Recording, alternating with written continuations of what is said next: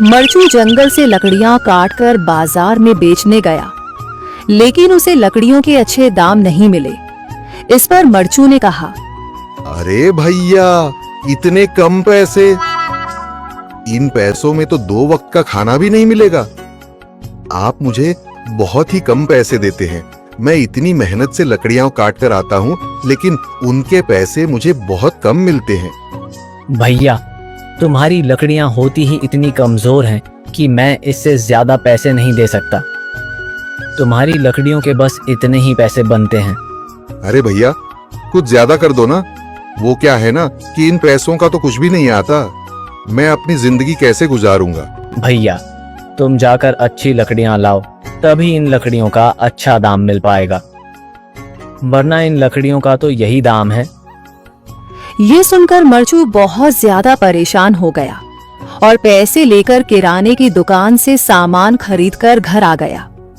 घर पहुंचते ही मरचू की पत्नी सीता ने कहा, अरे जी, सामान ले आए आप? हाँ जी, सामान ले आया हूँ।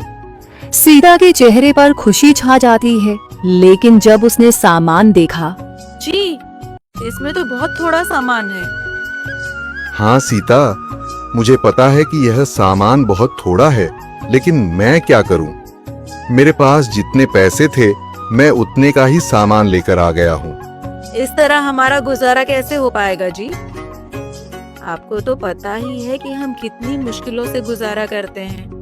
हाँ हाँ, मुझे पता है, लेकिन मैं कर भी क्या सकता हूँ? मेरे पास इतने पैसे ही नहीं कि हम एक अच्छी जिंदगी गुजार सकें। इतनी मेहनत कर रहा हूँ, लेकिन फिर भी मेहनत का फल नहीं मिल रहा। इतनी मेहनत से अच्छी लकड़ी काट कर आता हूँ, लेकिन मुनासिब दाम नहीं मिलता। मैं तो बहुत परेशान हूँ। क्या करूँ? कहाँ जाऊँ? अरे जी, आप परेशान न हो, आप कोई और काम देख लें। मैंने कई बार काम तलाशने की कोशिश की, पर किसी ने भी मुझे काम नहीं दिया। ये सुनकर सीता भी काफी ज्यादा परेशान हो गई। मरचू से सीता की परेशानी नहीं देखी गई। उसने अपनी पत्नी सीता से कहा, मैं फिर से जंगल की ओर जा रहा हूँ। अरे जी, अभी मत जाइए ना, वैसे भी शाम हो रही है। आप कल चले जाइएगा, अभी मत जाइए। ठीक है, अगर तुम रोक रही हो तो मैं नहीं जाता। मैं कल चला जाऊंगा। इसके बाद मरचू गांव में घूमने के लिए चला गया। तभी उसे एक आदमी मिला और उसने कहा, कहाँ जा रहे हो भैया? और सुनाओ, क्या हाल चाल है? जिंदगी कैसे गुजर रही है? अरे भैया, तुम्हें तो पता है कि लकड़ियां काटकर कैसे गुजारा होता है। हाँ भैया, तुम सही कह रहे हो। और आसपास के जंगलों में अच्छी लकड़ियां भी नहीं है। इसके लिए तो जंगल के अंदर जाना पड़ेगा। पर जंगल के अंदर तो काफी सारे जंगली जानवर होंगे। मुझे बहुत डर लगता है भैया, मैं जंगल में कैसे जाऊंगा? हाँ भैया, जंगली जानवर तो होंगे, लेकिन अच्छी लकड़ियां तो वहीं से ही मिलेंगी। ये सुनकर मरचू बहुत ज्यादा परेशान हो गया, लेकिन वह आदमी बिल्कुल ठीक कह रहा था। जंगल के किनारे की सारी लकड़ियां कट चुकी थीं। अब सिर्फ जंगल के अंदर ही अच्छी लकड़ियां बची थीं। अगली सुबह मरचू लकड़ियां काटने जंगल की ओर चल पड़ा। जंगल में आने के बाद मरचू ने कहा, अरे, यहाँ पर तो लकड़ियां ही नहीं हैं। वो आदमी सही कह रहा था, लकड़ियों के लिए तो जंगल के अंदर ही जाना पड़ेगा।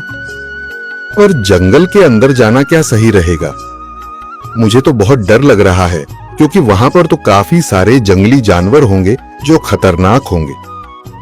अगर आज मैं जंगल के अंदर नहीं गया तो मैं आज घर पैसे लेकर नहीं जा सकूंगा, और फिर जब पैसे नहीं होंगे तो गुजारा कैसे होगा?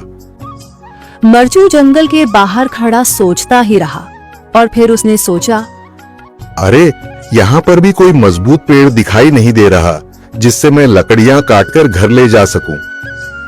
लगता है और अंदर जाना पड़ेगा। यही सोचकर मरचू जंगल के अंदर चला गया।